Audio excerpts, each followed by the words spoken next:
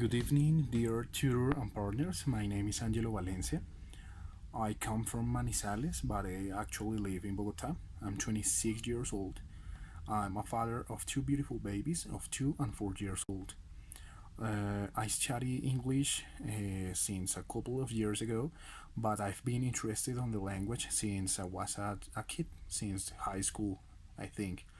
Uh, I consider that the English is a useful tool to acquire abilities and to understand a globalized world. Also, the teaching and pedagogical processes are very important to help people and to help children to acquire more abilities and tools, like the English, for example, to pass across all the situations we could face in our daily lives. The second part of the activity is about some questions. Let's talk about a little bit about it. The first question is about the comparison between the quotation from Wallace Chaves at the beginning of the chapter and the purpose of linguistics.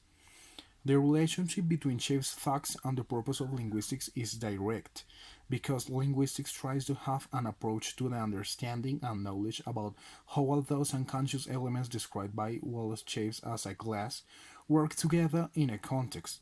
We can say that Chaves' quotation tries to explain, in other words, that all the language elements have a purpose, not only a correct form to use, and we, as speakers and listeners, don't really know much about them because we use the communication in some way unconsciously. The next question is about apprehensiveness in the study of linguistics. The text mentions that some people are afraid of researching more about linguistics because they think that the terminology and the concepts that could be derivated from the study will be too complex and extensive to learn and to understand. I consider that this quotation is real because the study of the language processes involves a lot of elements.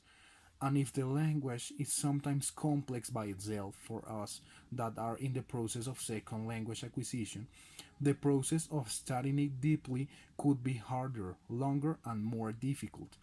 Also, I think that it's my case, taking into account the same reasons. Sometimes the second language acquisition process turns difficult when you are not involved directly in the speech environment and you don't know something else about the culture, the language expressions, phrasal verbs, adverbs, etc. And the study of all those elements make me feel a little bit apprehensive. The language is a very complex unit that won't be never learned or understood at all. Is linguistics about correctness in language use? Explain. I think that it goes beyond because linguistics goes deeply into the language elements, not only the structures or correct ways of the language uses. Linguistics tries to understand how do those elements get meaning together and how they work in different contexts and situations. Linguistics is more about how the language works. Well, the next question is, what are the names of the greatest contributors to linguistics fields?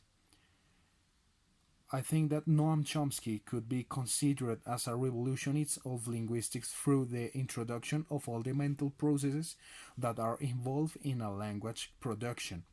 He showed the differences between internal and external language.